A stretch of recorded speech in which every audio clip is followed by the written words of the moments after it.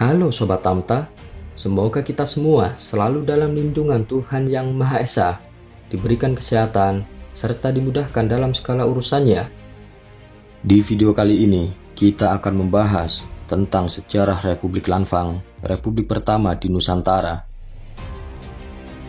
Sebelum melanjutkan videonya, mari sama-sama kita dukung channel ini dengan cara tekan tombol subscribe, like, komen, share, dan jangan lupa tekan tombol loncengnya agar tidak ketinggalan video-video yang menarik, informatif dari Tamta Journey.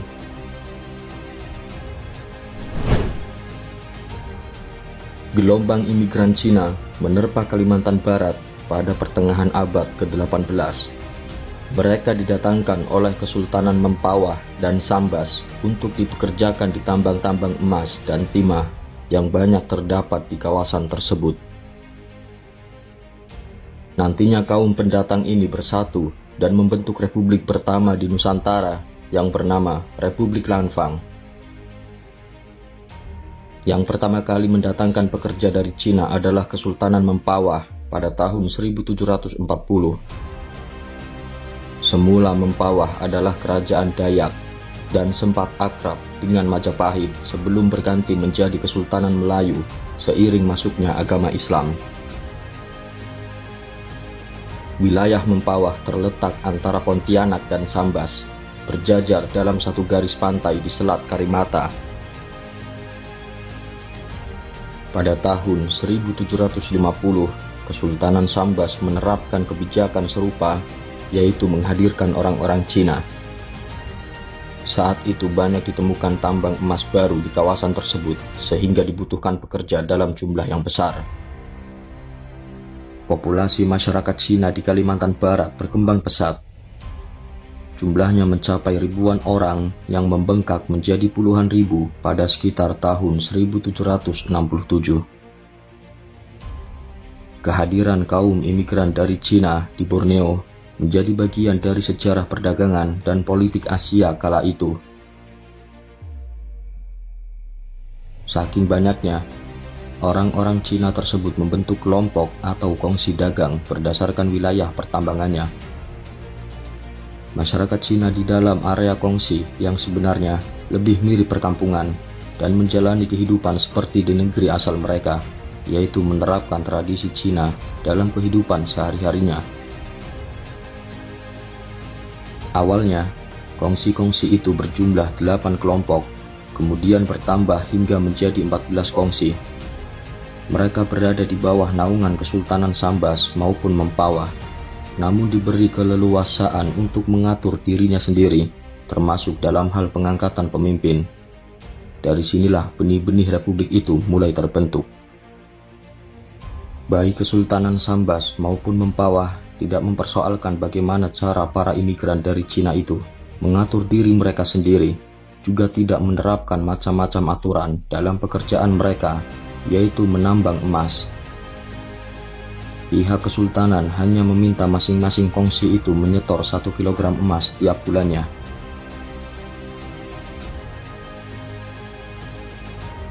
Memasuki tahun 1770, kongsi-kongsi masyarakat Cina yang jumlahnya telah bertambah menjadi 10 kelompok mulai melakukan aksi pembangkangan.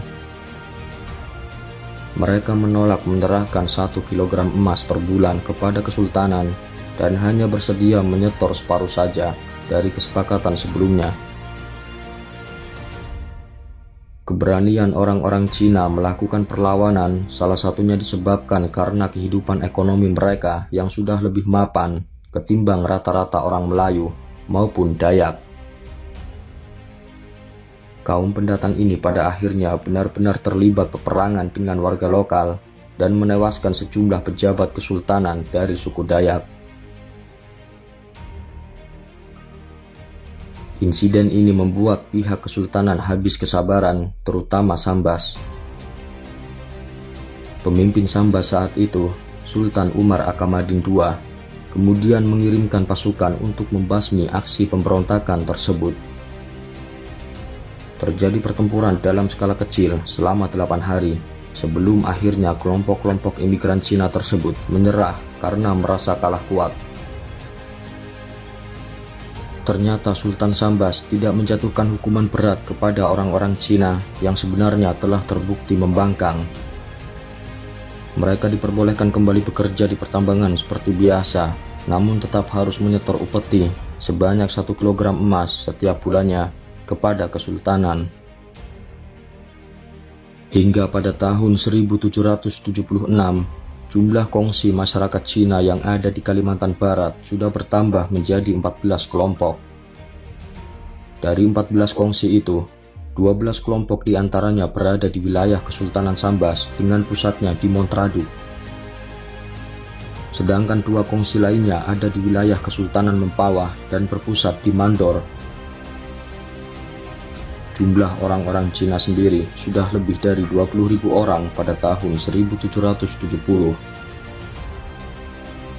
Ke-14 kongsi tersebut kemudian membentuk aliansi dalam satu organisasi yang bernama Hisun pada tahun 1777.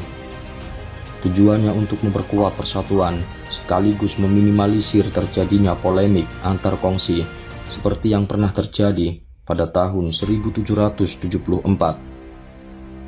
Penggagas dibentuknya wadah persatuan bagi kumpulan masyarakat Cina di Kalimantan Barat adalah Lo Fang Pak yang baru tiba di Sambas pada tahun 1775 atau tidak lama setelah konflik sesama kongsi Cina berakhir. Lo Fang Pak memiliki hubungan yang baik dengan dinasti Qing di Cina. Ia berkeinginan agar kaum perantauan di Borneo bersatu dan tidak terpecah belah satu sama lain. Berdirinya Kesultanan Pontianak pada tahun 1778 membuka peluang bagi kongsi-kongsi Cina untuk mendapat perlindungan jika sewaktu-waktu mereka bersalah lagi dengan Sambas, Mempawah, maupun pihak-pihak yang lain. Terlebih lagi, posisi Pontianak lebih kuat karena didukung oleh VOC atau Belanda. Lo Fang Pak yang piawai dalam hal diplomasi pun berhasil menjalin kedekatan dengan Sultan Pontianak, yaitu Syarif Abdurrahman Al-Qadri. Intuisi Lo Fang Pak ternyata tepat. Pada tahun 1789, Kesultanan Pontianak dengan bantuan Belanda berhasil merebut wilayah Kesultanan Mempawah. Hisun yang dipimpin oleh Lo Fang Pak turut mendukung penyerangan ini. Alhasil, sejak tahun 1793, Sultan Pontianak memberikan kewenangan yang lebih luas kepada Lo Fang Pak untuk mengelola kongsi-kongsi Cina yang berada di bawah pengelolaannya. Republik Lanfang pun dideklarasikan meskipun masih bernaung di bawah Kesultanan Pontianak dan sebagian lagi berada di wilayah Kesultanan Sambas.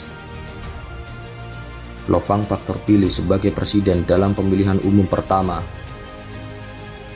Status Republik Lanfang memang seperti negara yang berdiri di dalam wilayah negara lain.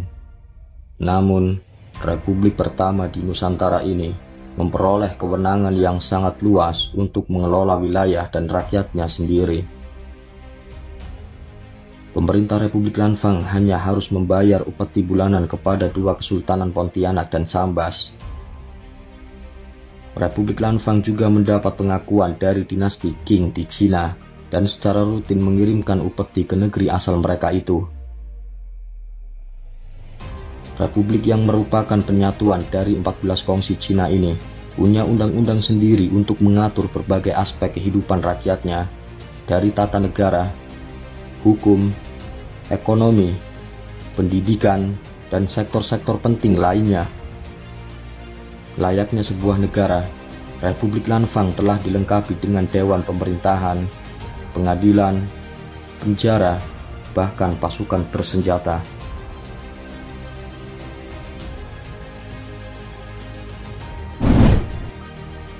Runtuhnya Republik Lanfang. Perjalanan riwayat Republik Lanfang di Kalimantan Barat berlangsung cukup lama, hingga 107 tahun. Dalam kurun waktu selama itu, dengan segala dinamikanya, termasuk berpolemik dengan orang-orang Dayak, Kesultanan Landak, juga Mempawah, hingga mengekspansi tambang emas di wilayah lain, Republik Lanfang telah dipimpin oleh 13 presiden yang dipilih langsung oleh rakyatnya melalui pemilihan umum. Sinyal kemunduran Republik Lanfang mulai terlihat memasuki tahun 1880 seiring dengan semakin kuatnya pengaruh Belanda di Borneo, termasuk Kalimantan Barat. Presiden Republik Lanfang saat itu terpaksa menaikkan perjanjian di Batavia. Dengan demikian, Republik Lanfang berada di bawah kendali Belanda. Beberapa kongsi di Republik Lanfang yang tidak sepakat dengan perjanjian itu kemudian menyerang Belanda. Perlawanan ini berakibat fatal. Belanda menggempur Republik Lanfang dan berhasil ditaklukkan pada tahun 1884. Presiden terakhir, Liu Axin, tewas, yang membuat Republik Lanfang mengalami kehancuran total. Rakyat Republik Lanfang yang lolos dari serbuan Belanda beramai-ramai menyelamatkan diri dengan mengungsi ke pulau-pulau seberang. Sebagian orang Cina pelarian dari Republik Lanfang ini kemudian membangun kehidupan baru di suatu wilayah yang kita kenal dengan nama Singapura.